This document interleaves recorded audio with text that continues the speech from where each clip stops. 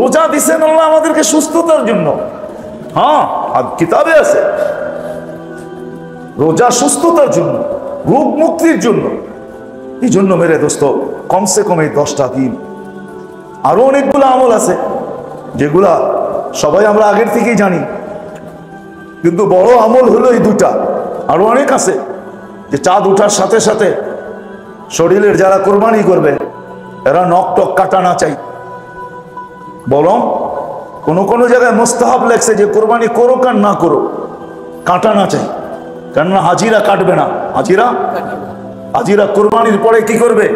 সবকিছু কাটবে। মান তাশাবাহা বিকওমিন ফাহুয়া মিনহুম। আমরা তো ওইখানে যাইতে পারি না, আর এইখানে ইহরাম পরে ঘোরাও যাবে না, কেননা মানুষ বলবে তোকে আবার এই পাগলামি শিখাইলো কে? ওরা তো ওইখানে ইহরাম পরে ঘুরতেছে, তুই এইখানে ইহরাম পরে ঘুরিস কি জন্য? তো কমসে কম ওই 10 দিন নখ পশম এগুলা কাটার থেকে এখনই কালকের থেকে সবকিছু কাইটা কমপ্লিট রাখা, যাতে এই 10 দিন আর হাত দিতে না হয়। কোরবানির ঈদের নামাজ হয়ে যাবে, তারপরে পরিষ্কার হয়ে যাবে, সবকিছু করবে। এগুলো তো আগের থেকেই আমরা জানি, কিন্তু সবচেয়ে বড় আমল যেটা, রাতগুলা যেন বন্দেগীর ভিতরে যায়, দিনগুলা যেন কোনো না কোনো ইবাদতের ভিতরে কাটে। কাজ করতে করতে অনেক কিছু করা যায়, জিকির করতে কোনোদিন জিকির মনে মনেও করা যায়, জিকির কি দাঁড়ায়ও করা যায়, বসেও করা যায়, শুয়েও করা যায়, সর্ব অবস্থায় করা যায়। বিদায় 10টা দিন, 9টা দিন, 10টা রাত্রকে গুরুত্ব দেওয়া চাই। দিব তো ইনশাআল্লাহ? হ্যাঁ। আর সূরা ফজর যারা জানি, চাঁদ উঠার খবর শোনার সাথে সাথে ওই রাত্রি কমসে কম 7 বার পড়বো তো।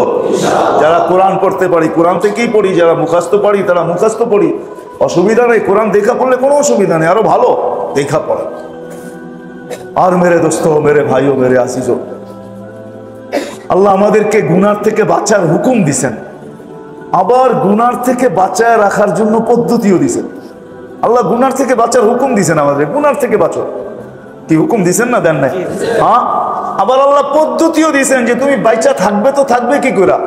এই জন্য হাদিসে পাওয়া যায়, হয় আসলে ভাবলে দেখা যায় আল্লাহ যে কত বড় মেহেরবান, বান্দাকে যে কত ভালোবাসেন, কত যে মহব্বত করেন, কত ভাবেই না বান্দাকে বাঁচায় রাখতে চান। কিন্তু নাদান আমরাই, আসলে অজ্ঞ আমরাই।